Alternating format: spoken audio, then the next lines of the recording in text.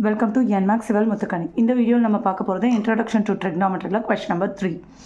If tan a plus b is equal to root 3 and tan a minus b is equal to 1 by root 3, 0 less than a plus b less than or equal to 90, when a greater than b, find a and b.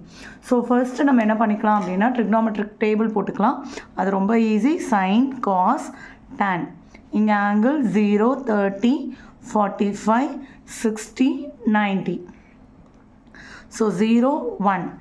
1 by 2, 1 by root 2, root 3 by 2. In the first line, cos is reverse line. 1 by 2, 0. Tan is divide numerator 0 0. 1 by root 3. ரெண்டுமே same. So root 3 by 1 இருக்கும், அதை வெறும் root 3 போட்டுக்கிறேன். 1 by 0 not defined. So இதை வச்சு நம்ம அப்படியே கோசிகண்ட்டு சீக்கண்ட்லாம் இதோட ரெசிப்ரோக்கல்ஸாக தான் இருக்கும், அது வேண்டாம். இப்போ நமக்கு டேன் தான் போடுறோம். So tan a + b is equal to root 3. Root 3னா இங்கே எங்கே இருக்குது அந்த value? tan 60.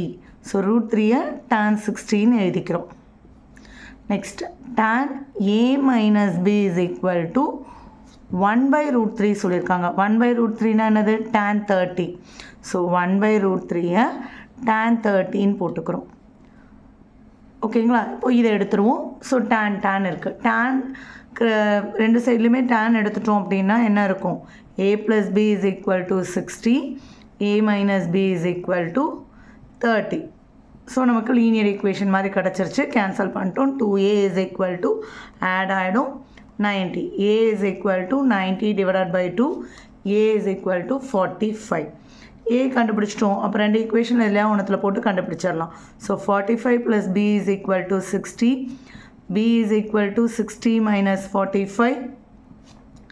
b is equal to 15. அவ்வளோதான்.